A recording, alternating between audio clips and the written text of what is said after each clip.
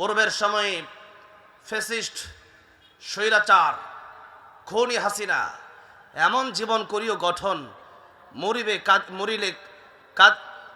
হাসিবে তুমি কাঁদিবে ভুবন, এমন জীবন গঠন করার জন্য বলা হয়েছে। আর আমাদের জীবন, এই ফ্যাসিস্ট এমন জীবন গঠন করেছে, তার মৃত্যু মানুষ এখন কামনা করে। ঠিক না ঠিক?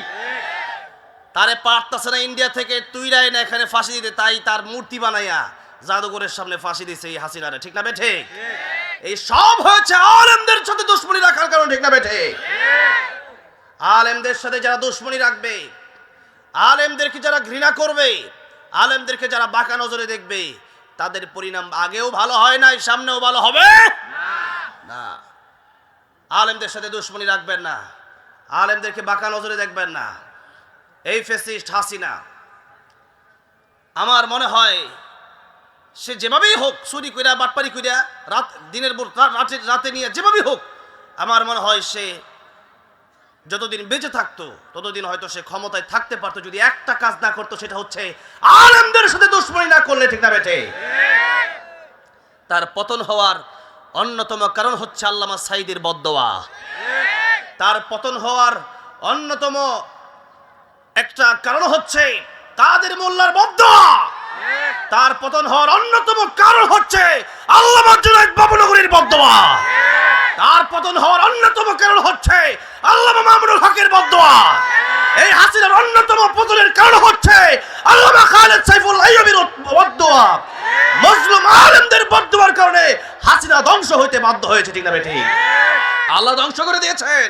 এই জন্য আলেমদের সাথে যারা দুশ্মনী রাখবে, বাঁকা নজরে দেখবে, তারা ধ্বংস হয়ে যাবে।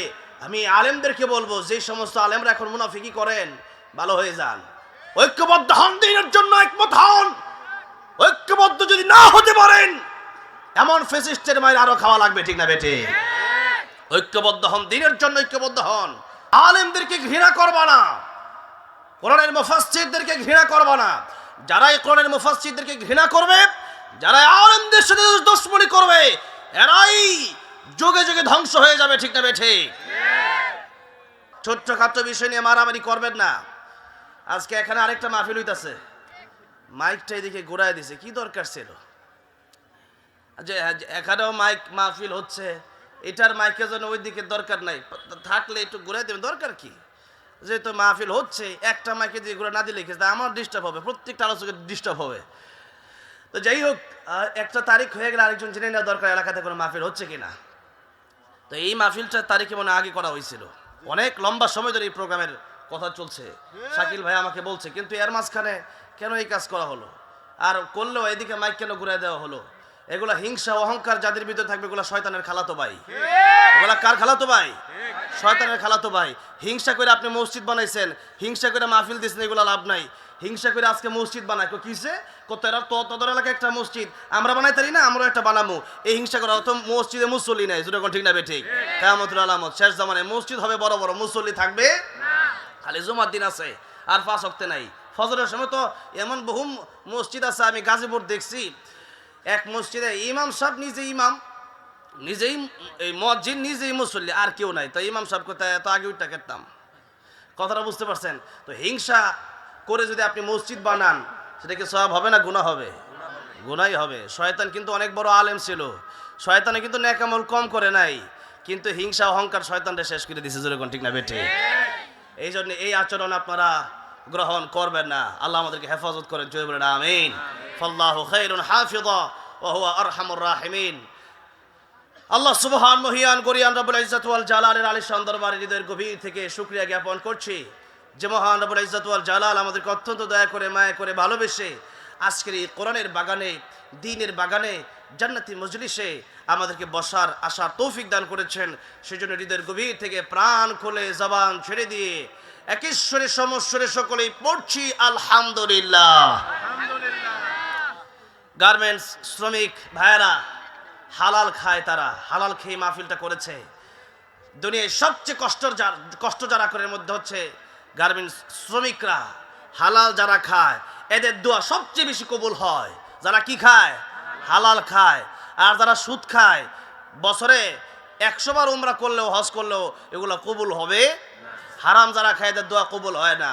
আল্লাহ নবী নিজেও কাজ করেছেন, আল্লাহ নবীজি নিজেও বকরি চড়িয়েছেন। আম্মাজান খাদিজাতুল কুবরা রাদিয়াল্লাহু আনহার ব্যবসার দায়িত্বে আল্লাহ নবী কাজ করেছেন। তো সেই জন্য কাজ হচ্ছে রাসূলুল্লাহর সুন্নাহ। কাজ কি জুড়ে বলেন, কাজ কি? রাসূলুল্লাহ সাল্লাল্লাহু আলাইহি ওয়াসাল্লামের সুন্নাহ। এই জন্য আমরা কাজ করে খাবো, তবু সুদ খাবো না। কাজ করে খাবো, ঘুষ খাবো না। কাজ করে খাবো, চুরি করবো না। কাজ করে খাবো, ডাকাতি করবো না। কারণ এই দুনিয়ায় এসেছি মাত্র কিছুদিনের জন্য। হালাল খেয়ে ইবাদত করে যেতে হবে, হারামে কোনো আরাম নেই। হারাম খেলে ইবাদত কবুল হয় না। সুতরাং হারাম যারা খান এদেরই নামাজ, আপনি হারামও খাচ্ছেন আবার নামাজও যাচ্ছেন, তা আপনি কি বলছেন নামাজ যেতে? এই জন্য ইয়া আইয়ুহাল্লাযীনা আমানু উদখুলু ফিস সিলমি কাফা, আল্লাহ বলছেন হ্যাঁ ঈমানদারেরা তোমরা প্রবেশ করো ইসলামে পরিপূর্ণ। কাফা আয় তাম্মা, আল্লাহ বলছেন তাম্মা পরিপূর্ণ। পরিপূর্ণ ইসলামে যদি প্রবেশ না করা হয়, মুনাফিকরা কিন্তু নামাজে থাকতো মাঝে মাঝে, কিন্তু ফজরে থাকতো না।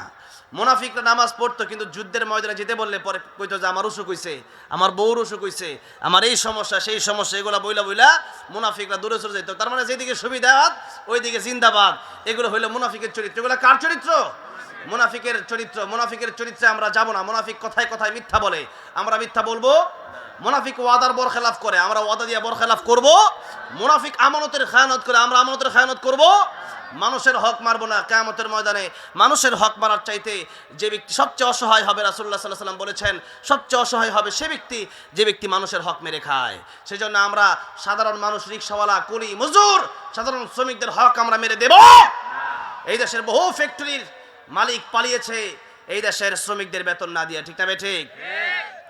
এরা এই সমস্ত হাজার হাজার কোটি নিয়ে বিদেশ পালাইছে। কিয়ামতের ময়দানে সমস্ত গুনাহ, এই শ্রমিকদের গুনাহ ওই মালিকদেরকে দিয়া শ্রমিকরা যাবে জান্নাতে, মালিকগুলা যাবে জাহান্নামে। নাউযুবিল্লাহ। এই জন্য এমন মালিক হওয়া যাবে না যেই মালিক হইলে পরে শ্রমিকদের গুনাহ নিয়ে জাহান্নামে যাওয়া লাগে। দুনিয়াতে বেতন পরিশোধ করেন, নাইলে আখিরাতে ঠিকই আপনার নেকি দিয়ে বেতন পরিশোধ করা লাগবে। এই জন্যে আল্লাহ আমাদেরকে মুনাফিকি থেকে হেফাজত করেন, জোরে বলেন আমিন।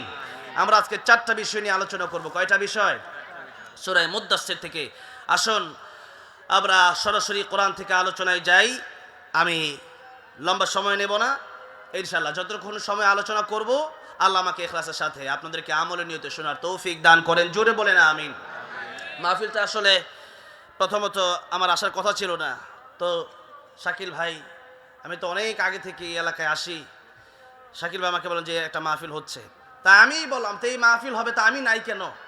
তো শাকিল ভাই বললো ঠিক আছে, হ্যাঁ আমার বড় ভাই আমাকে বলেন যে তুমি আসবা। তারপরে আমার মূলত আজকে একটা মাহফিল আছে ওই জিরানির ওইদিকে, তো সেদিকে যাব। তো চিন্তা করলাম এদিকেই মাহফিল, এই মাহফিল আছে, তাহলে একটু দোয়া নিয়েই যাই, যেরকম ঠিক না বেঠে। তো এই দোয়া নেওয়ার জন্য আসছে আর কি।